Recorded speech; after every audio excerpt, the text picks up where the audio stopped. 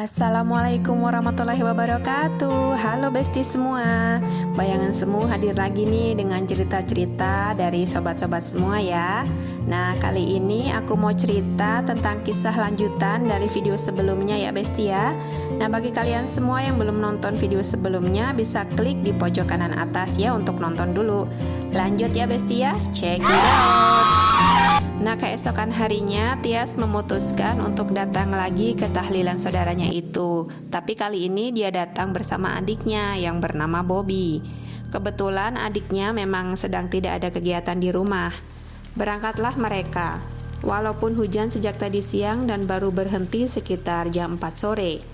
Kondisi hujan dan jalan yang becek akibat hujan, jadi sedikit yang datang di tahlilannya. Jadi orang kampung pun malas buat keluar. Tias pun disuruh budenya untuk mengantarkan sisa makanan untuk para warga yang tidak datang. Tias pun membantu membagikan besek-besek tersebut ke para tetangga. Adik Tias dengan setia menunggu sampai Tias selesai mengantarkan makanan. Setelah selesai sekitar jam 9 malam, Tias pun bersiap pulang. Kali ini Tias gak mau kejadian apes seperti kemarin terjadi lagi. Untungnya saat ini Tias ditemani oleh Bobby sang adik. Tias nggak mungkin juga jalan lewat kampung, soalnya jauh dan juga pasti becek.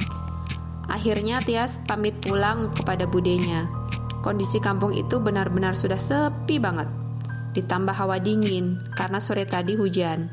Hanya suara jangkrik dan kodok aja yang meramaikan suasana.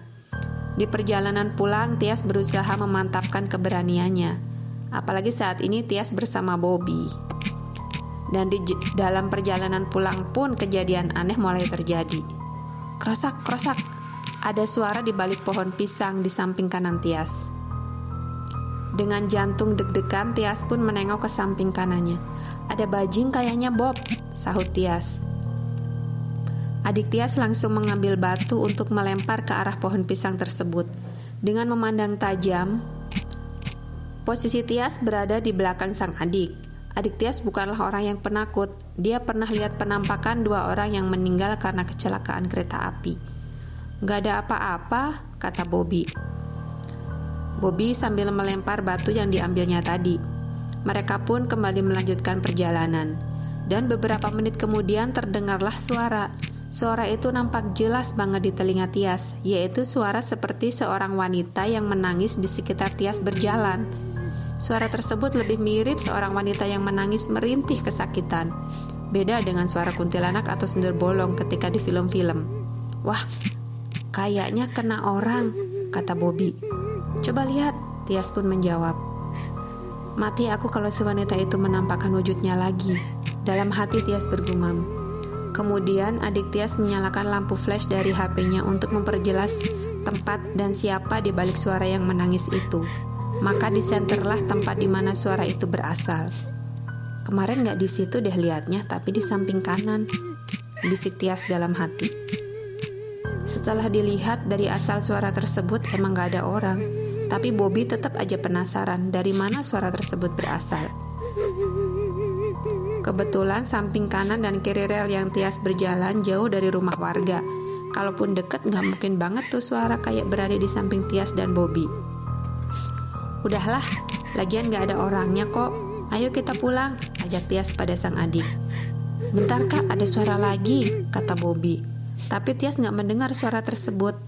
Sekarang kayak ada di samping kananku kak, sahut Bobby. Berarti tuh hantu si wanita yang kemarin mewujudkan penampakannya, bisik Tias dalam hati.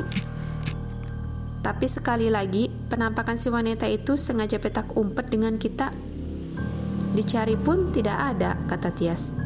Untuk kedua kalinya besti, Bobby mengambil batu untuk dilempar ke tempat suara di mana suara itu berasal. Kali ini Bobby membawa 3 batu untuk dilempar. Sedangkan Tias yang membawa senter dari HP. Gak lama kemudian ada suara bel klakson kereta datang. Tias pun minggir ke arah samping kanan rel. Sedangkan tempat di mana suara tersebut berasal ada di samping kiri rel. Adik Tias dengan tangan yang masih menggenggam batu yang diambil, sedangkan Tias masih memegang HP adiknya. Dengan melihat di sela-sela kereta berjalan, Tias melihat sosok wanita di mana sama persis dengan penampakan sebelumnya. Kali ini dia menghadapkan muka seperti memperlihatkan ke Tias dengan dibatasi kereta api yang sedang berjalan.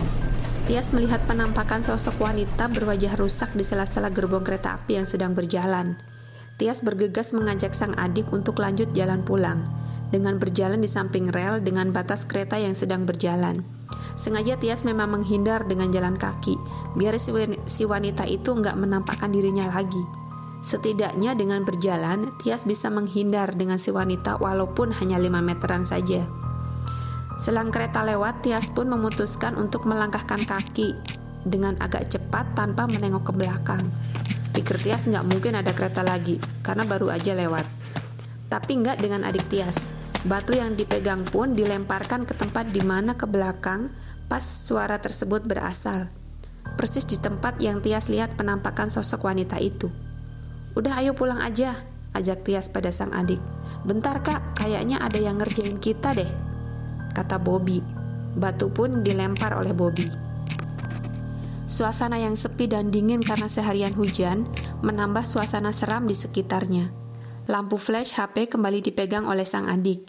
Dengan rasa penasaran, adik Tias kembali ke tempat di mana Tias lihat tadi. Cuma penampakan si wanita itu sudah hilang. Tias dan adik berdiri bersampingan tepat di atas pondasi samping rel kereta api, dengan mata menuju sekitar lampu penerangan dari lampu flash. Dan apa yang terjadi selanjutnya? Bau busuk pun mulai menyengat.